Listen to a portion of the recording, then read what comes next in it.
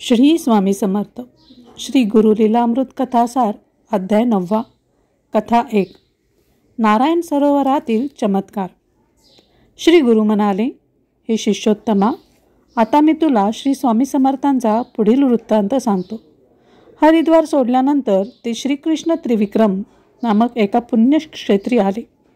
काठेवाड प्रांतातील हे गाव द्वारकेपासून थोडे दूरच आहे. येथे असलेल्या श्रीकृष्ण त्रिविक्रमाच्या मंदिरामुळे या सुंदर आणि आटोपशीर गावाला क्षेत्राचे महत्त्व प्राप्त झाले आहे. देवळाच्या समोर नारायण नावाचे एक सुंदर सरोवर आहे. परिसर रमणीय आणि आल्हाददायक आहे. द्वारकेहून या ठिकाणी येणाऱ्या भाविकांची सारखी वर्दळ चालू असते. नारायण सरोवरात स्नान केल्याने अनेक जन्मातील पातकांचा नाश होतो अशी दृढ श्रद्धा असल्याने तेथे येणारी भाविक मंडळी त्यात स्नान केल्याशिवाय जात नसत. लोकांच्या या श्रद्धेचा फायदा घेऊन त्या काळी तेथे असलेला एक महंत आपल्या शिष्यांना पाठवून लोकांकडून स्नानानिमित्त दक्षिणा उकळत असे. दक्षिणा वसूल झाल्याशिवाय कोणालाही सरोवरात स्नान करावयास मिळत नसे. महंतांचे ते 4 शिष्य म्हणजे द्रव्यलोभी गुंडच होते. श्री स्वामी महाराज या पुण्यक्षेत्री आले आणि आपल्या सेवकांसह त्या नारायण सरोवराकडे जाऊ लागले. तेव्हा त्यांच्या बाह्य अवताराकडे पाहून त्या गुंडांना हसू आले. त्यांनी स्वामींना अडवले आणि आपल्या खास भाषाशैलीत अद्वैत वैद्वा बोलून त्यांना तीर्थकर दिल्याशिवाय स्नान करता येणार नाही असे ठणकावून सांगितले. महाराजांनी त्यांच्याकडे फारसे लक्ष दिले नाही. ते आकाशातून त्यांच्या डोक्यावरून जे निघाले ते सरळ नारायण सरोवरात गेले आणि त्यात स्नान करून पृष्ठभागावर सिद्धासनात बसले. त्या सरोवरात 4 पुरुष खोल पाणी होते. त्याच्या पृष्ठभागावर तो महात्मा कसल्याही आधाराशिवाय बसलेला पाहून तेथे आलेले सर्व यात्रेकरू आश्चर्याने पाहू लागले. तीर्थकर वसूल करणाऱ्या गुंडांची तर वाचाच बसली. ते अपूर्व योग सामर्थ्य पाहून तेथील महंतही भयभीत झाला. मोठमोठे विद्वानही थक्क झाले. हा म्हणता तेथे लोकांची गर्दी उसळली. प्रत्येकजण श्री स्वामींना वंदन करू लागला.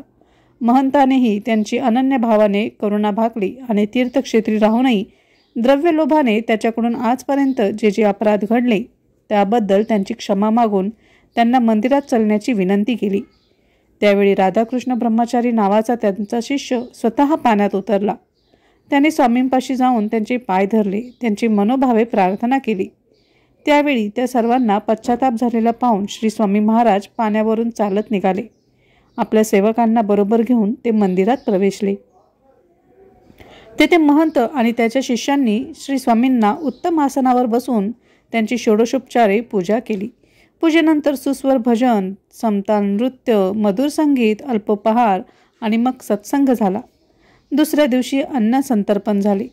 त्यात समर्थांसमवेत सर्वांनी आनंदाने भोजन केले. या ठिकाणी पहिली कथा समाप्त झाली. श्री गुरु लीलामृत कथासार अध्याय 9. कथा 2. भुजंगाचा उद्धार.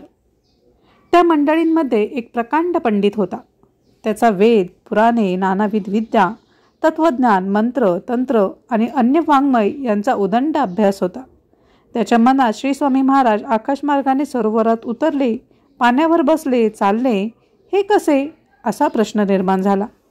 त्यांनी केलेला चमत्कार ही गारुड विद्या आहे की इंद्रजाल, की हा मोहन, दृष्टिबंधन, वशीकरण, मंत्रतंत्र, यक्षिणी साधन यातला काही प्रकार आहे. यांनी भूतप्रेत, पिशाच, ग्रह वा क्षुद्र देवाची आराधना केली आहे का, की यांचा खरोखरीच योगाभ्यास झालेला आहे. आणि अशा अनेक शंका कुशंका निर्माण झाल्या होत्या.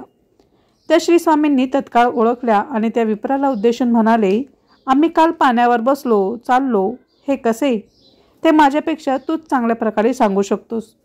तू विद्वान आहेस, तू न्याय व्याकरण जाणतोस आणि आम्ही हे असे भिक्षा मागत हिंडणारे, आम्हाला तुझ्या इतके ज्ञान कुठून असणार. हे ऐकताच तो पंडित ओशाळला. त्याला महाराजांच्या अद्भुत अंतःसाक्षित्वाची खूण पटली. आपण या साक्षात्कारी महात्म्याबद्दल अकारण संशय घेतला असे त्याला वाटू लागले. त्याने श्री स्वामींची मनोभावे स्तुती केली. अनन्य भावाने त्यांचे चरण धरले आणि त्यांना घरी येण्याची विनंती केली. श्री स्वामी समर्थांनी त्याचा भाव जाणला आणि काही मंडळींना बरोबर घेऊन ते त्या पंडिताच्या घरी गेले. तेथे त्यांचे थाटात स्वागत झाले. पंडिताने त्यांची भक्तिभावाने पूजा केली. तेव्हा श्री स्वामींनी त्यांना विचारले, बाबा रे, तुझे आई वडील कुठे आहेत. पंडित म्हणाला, महाराज, त्यांना कैलासवासी होऊन जवळजवळ 36 वर्षे होत आली आहेत. हे ऐकून त्रिकालज्ञानी महाराज हसून म्हणाले, मग आत घरामध्ये भुजंग होऊन तुझ्या पाळण्यात झोपलेल्या बाळकाला प्रेमाने झोके देत आहे तो कोण आहे? अरे, ते तुझे वडीलच आहेत. ते ऐकून त्या पंडिताला आश्चर्याचा धक्का बसला. तो भयभीत होऊन म्हणाला, पण हे कसे शक्य आहे? यावर श्री स्वामी म्हणाले, तुझ्या वडिलांची वासना राहून गेली म्हणून त्यांना सर्पयोनीत जन्म मिळाला आहे. वासनेचा क्षय झाल्याशिवाय सद्गती मिळत नाही. मनोजय आणि वासनाक्षय या गोष्टी अभ्यासाने आणि दृढ वैराग्याने सिद्ध होतात. त्यासाठी ब्रह्मविद्या प्रवर्तक संप्रदायातील अधिकारी गुरूंना शरण जावे लागते. त्यांच्या कृपेने या अभ्यासात लवकर प्रगती होते. हा निवृत्ती मार्ग आहे हे लक्षात घे. आता तुम्ही त्या भुजंगाचे दुरून दर्शन घ्या. त्याला त्रास देऊ नका. थोड्या वेळाने तो माझ्याकडे येईल. श्री स्वामींच्या आज्ञेनुसार त्या पंडितासह सर्व मंडळींनी आतल्या खोलीत डोकावून पाहिले तर खरोखरच एक भुजंग पाळण्यात झोपलेला पंडिताच्या बाळाला हळूवार झोके देत असलेला दिसला. ते पाहून अनेकांच्या मनात त्याला कसे मारावे याचेच विचार येऊ लागले. पण स्वामींच्या आज्ञेमुळे कोणालाही त्याला मारण्याचे धैर्य झाले नाही. क्षणभर त्या भुजंगाने त्यांना पाहिले आणि तो प्राणभयाने श्री स्वामींच्या चरणापाशी आला.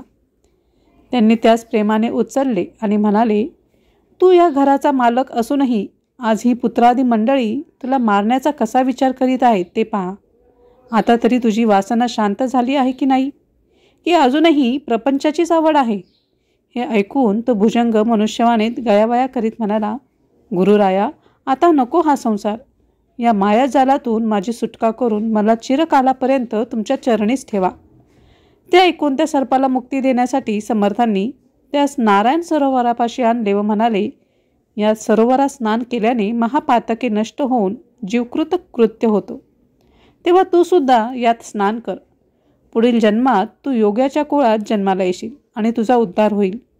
ते ऐकून भुजंग म्हणाला, मी मूक, हिंसक आणि विषारी जनावर असूनही तुम्ही मला जीवदान दिलेत. माझ्यावर कृपा करून मला मनुष्यवाणी दिलीत. मी न मागताही योगी कुळात जन्म होईल असा आशीर्वाद दिला. त्यामुळे मी धन्य झालो आहे. असे म्हणून त्याने श्री स्वामींना नमस्कार केला आणि शांतपणे सरोवरात निघून गेला. ते पाहून सर्वांना मोठे आश्चर्य वाटले. त्यानंतर श्री स्वामींना वंदन करून सर्व मंडळी आपापल्या स्थानी निघून गेली. त्याच मुक्कामात श्री स्वामी महाराजांनी श्रीकृष्ण त्रिविक्रमांच्या देवळातील महंताच्या उजव्या हातावर जे श्वेतकुष्ठ उठले होते त्याचेही चरणस्पर्शाने निराकरण केले.